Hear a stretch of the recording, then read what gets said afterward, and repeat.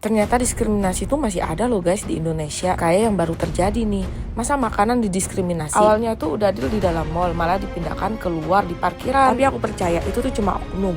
Padahal masyarakat Indonesia mah toleransinya tinggi banget, terutama di kota Solo. Tapi kalau kalian memang mau ngebantu, yuk ramein aja. Yang pertama ini langsung datang dari Pineng.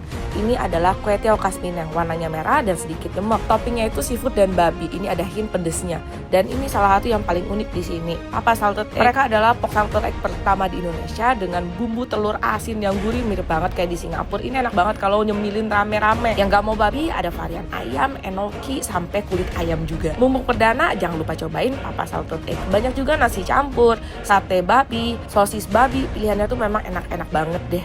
Dan kalau kamu suka nasi campur khas Medan, cobain yang satu ini karena sampai pakai kaki babi. Namanya nasi campur Yui. Aku paling suka ini babi crispy-nya. Kulitnya garing maksimal, tapi di dalamnya itu masih moist banget. Oh iya, untuk bagian dalamnya banyak banget makanan-makanan yang lagi viral seperti goyong menteng yang ukurannya sebesar gajah.